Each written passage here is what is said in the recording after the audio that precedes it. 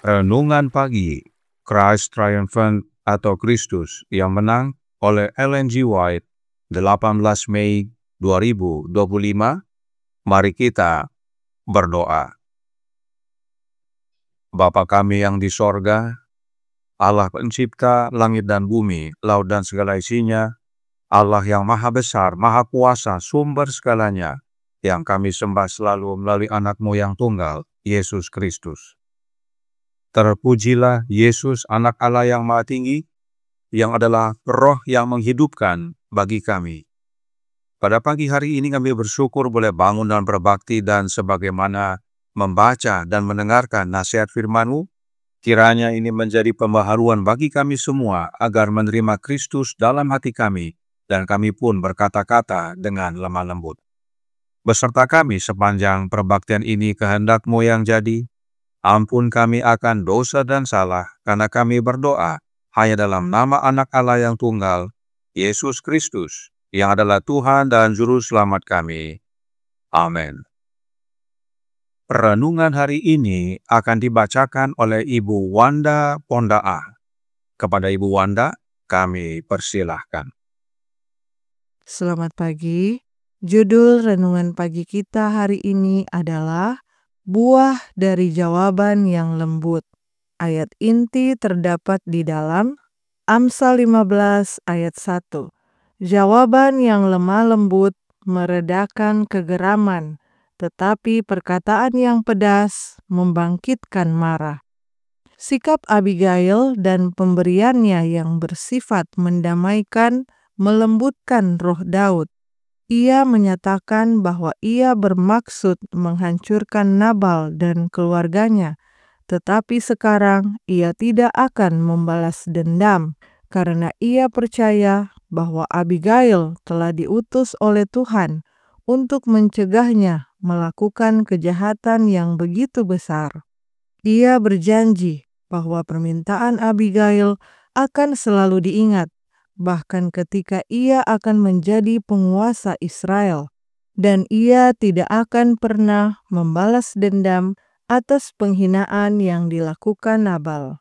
Meskipun Nabal menolak ditemani Daud dan anak buahnya yang membutuhkan, namun pada malam itu juga ia mengadakan pesta yang mewah untuk dirinya sendiri dan teman-temannya yang suka membuat kerusuhan, dan menuruti hawa nafsunya dengan makan dan minum sampai ia mabuk berat.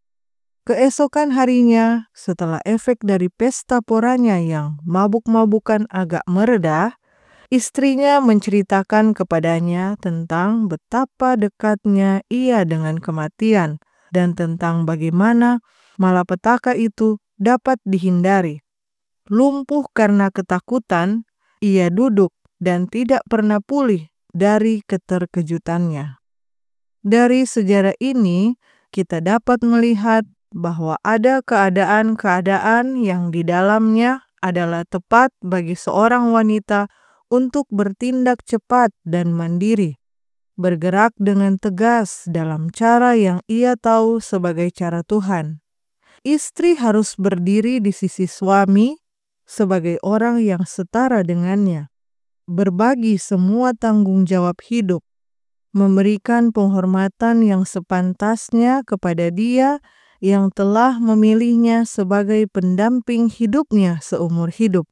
Karena suami adalah kepala istri, sama seperti Kristus adalah kepala jemaat. Dialah, yaitu Kristus, yang menyelamatkan tubuh atau jemaat. Ketika Roh Kristus menguasai suami, ketundukan istri hanya akan menghasilkan ketenangan dan manfaat, karena ia hanya akan menuntut darinya apa yang akan menghasilkan kebaikan, dan dengan cara yang sama seperti Kristus menuntut ketundukan dari jemaat.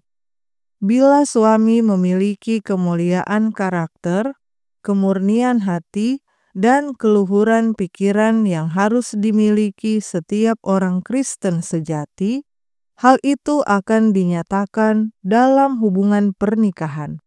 Jika ia memiliki pikiran Kristus, ia tidak akan merusak tubuh, tetapi akan penuh dengan kasih yang lembut, berusaha mencapai standar tertinggi di dalam Kristus. Ia akan berusaha menjaga istrinya tetap sehat dan tabah. Tuhan Yesus tidak digambarkan dengan benar dalam hubungannya dengan jemaat oleh banyak suami dalam hubungan mereka dengan istri mereka, karena mereka tidak menaati jalan Tuhan. Bukanlah rencana Allah bahwa suami harus memegang kendali sebagai kepala rumah tangga ketika ia sendiri tidak tunduk kepada Kristus. Dikutip dari manuskrip 17 tahun 1891. Demikianlah bacaan renungan pagi kita hari ini. Terima kasih dan Tuhan Yesus memberkati. Terima kasih atas penatelanan Ibu Wanda. Tuhan Yesus memberkati. Selamat pagi saudaraku dalam Tuhan. Upaya pengantaraan Abigail berhasil. Daud membatalkan rencana balas dendamnya karena Daud percaya bahwa Abigail diutus oleh Tuhan untuk mencegah Daud melakukan kejahatan besar. Abigail menghidupkan nasihat berikut ini yang terdapat dalam Amsal 15 ayat 1. Jawaban yang lemah lembut meredakan kegeraman, tetapi perkataan yang pedas membangkitkan marah. Inilah teladan Abigail bagi kita semua. Karenanya, Roh Nubuat berkata tentang Abigail dalam Signs of the Times tanggal 26 Oktober tahun 1888 paragraf 7. Kata-katanya menyembuhkan hati Daud yang terluka dan nyeri. Andaikan ada lebih banyak wanita yang dapat meredakan perasaan yang jengkel, mencegah dorongan yang gegabah, dan meredakan kejahatan besar dengan kata-kata yang tenang dan bijaksana. Berbahagialah orang yang membawa damai, karena mereka akan disebut anak-anak Allah. Kembali, nasihat yang baik sekali bagi para istri. Jika suami sedang jengkel dan bahkan marah, jika suami terdorong untuk bertindak gegabah, bahkan jika suami hendak berbuat jahat, kata-kata istri yang tenang, damai, dan bijaksana dapat meredakan perasaan suaminya. Namun sedihnya, saat suami jengkel dan bahkan marah, banyak dari para istri yang ikut-ikutan jengkel dan marah, serta menyebarkan kejengkelan dan amarah kepada orang lain untuk mendapatkan simpati. Gantinya menyerahkan beban keluarga kepada Tuhan, malah menaburkan beban kepada orang lain. Abigail tidak demikian. Roh Nubuat berkata dalam Signs of the Times tanggal 26 Oktober tahun 1888 paragraf 8 yang berbunyi, kehidupan Kristen yang disucikan senantiasa memancarkan terang, penghiburan, dan kedamaian. Itu adalah kemurnian, kebijaksanaan, kesederhanaan, dan kegunaan. Hal itu dikendalikan oleh kasih yang tidak mementingkan diri sendiri, yang menguduskan pengaruh tersebut. itu penuh dengan Kristus dan meninggalkan jejak terang kemanapun pemiliknya pergi. Abigail adalah seorang penegur dan penasehat yang bijaksana. Gairah Daud padam di bawah kuasa pengaruh dan pertimbangannya. Seandainya banyak Abigail modern di dalam kelompok dan jemaat, maka akan banyak masalah dapat dihindari dan tidak perlu terjadi. Sebab Abigail modern tersebut sudah dapat meredam sebelum masalah meluas dan menjadi buruk. Roh Anak Allah berkuasa dalam hati para Abigail modern, sehingga dapat memberikan teguran dan nasihat kepada suami dan atau orang lain dengan tenang dan damai. Niat jahat pun padam. Namun, di sisi lain, para suami juga harus sadar apakah dia tipe Saul yang tidak mau ditegur saat bersalah, atau tipe Daud yang rela ditegur kesalahannya. Perhatikan masih dalam paragraf yang sama, Roh Nubuat berkata tentang Daud. Ia yakin, yaitu Daud, bahwa ia telah mengambil jalan yang tidak bijaksana dan telah kehilangan kendali atas rohnya sendiri. Ia, yaitu Daud, menerima teguran itu dengan kerendahan hati, sesuai dengan kata-katanya sendiri. Biarlah orang benar memalu dan menghukum aku, itulah kasih. Tetapi janganlah minyak orang fasik menghiasi kepalaku. Ia mengucap syukur dan memberkati karena wanita itu menasihatinya dengan benar. Puji Tuhan atas teladan Abigail. Namun pengaruh kudus Abigail hanya dapat membawa perubahan kepada umat-umat Allah yang tipe Daud, yaitu yang menerima teguran dengan kerendahan hati. Sadar bahwa teguran orang benar adalah wujud kasih. Orang-orang tipe Saul yang tidak rela ditegur karena kesalahannya adalah Nabal bebal. Nasihat dan teguran Abigail tidak berguna bagi orang-orang yang seperti itu, malah akan membuat jantung rohani mereka terhenti dan mereka pun mati rohani. Saudaraku dalam Tuhan, masih dalam artikel yang sama dalam paragraf 9 dikatakan, banyak orang yang ketika ditegur atau dinasihati menganggap terpuji jika mereka menerima teguran tanpa menjadi tidak sabar. Namun, betapa sedikit yang menerima teguran dengan rasa syukur dan memberkati mereka yang berusaha menyelamatkan mereka dari jalan yang jahat. Jika kita ditegur dan dinasihati dan kita menunjukkan sikap bersabar, itu bukan istimewa. Itu hanya sikap pengendalian diri. Yang seperti ini ada banyak. Tetapi, jika kita ditegur dan dinasihati, lalu berterima kasih dan bersyukur atas teguran yang disampaikan, maka itulah istimewa. Hanya sedikit yang seperti ini. Yang manakah kita? Dan hanya mereka yang bersyukur menerima teguran yang dapat memberikan tanggapan yang lemah lembut. Karenanya, biarlah para suami memiliki roh anak Allah berkuasa dalam hatinya, maka para suami dapat menerima teguran dan bersyukur, sebab teguran orang benar adalah wujud kasih-Nya. Oleh sebab itu, renungan hari ini berkata dalam Christ Triumphant, halaman 145 paragraf 4. Dari sejarah ini, kita dapat melihat bahwa ada keadaan-keadaan yang di dalamnya adalah tepat bagi seorang wanita untuk bertindak cepat dan mandiri, bergerak dengan tegas dalam cara yang ia tahu sebagai cara Tuhan. Istri harus berdiri di sisi suami sebagai orang yang setara dengannya, berbagi semua tanggung jawab hidup, memberikan penghormatan yang sepantasnya kepada dia yang telah memilihnya sebagai pendamping hidupnya seumur hidup. Karena suami adalah kepala istri, sama seperti Kristus adalah kepala jemaat.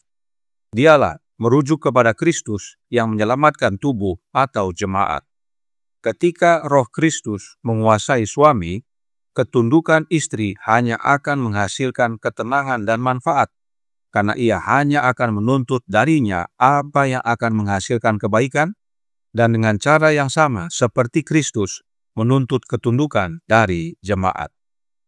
Jadi, tidak hanya para istri yang perlu meneladani Abigail yang penuh dengan roh anak Allah, tetapi juga para suami perlu dipenuhi oleh Roh Kristus, agar hubungan suami istri di dalam rumah tangga adalah layaknya Kristus dan jemaatnya.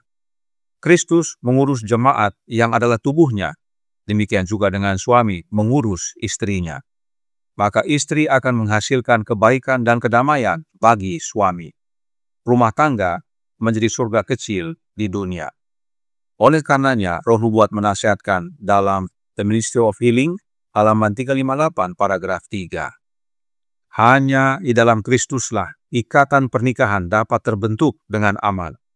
Kasih manusia seharusnya memperoleh ikatan terdekatnya dari kasih ilahi. Hanya di mana Kristus berkuasa, kasih sayang yang dalam, sejati, dan tanpa pamrih dapat terwujud. Inilah yang harus dimiliki oleh suami dan istri dan setiap rumah tangga. Maka hubungan suami istri akan penuh kasih sayang dan damai.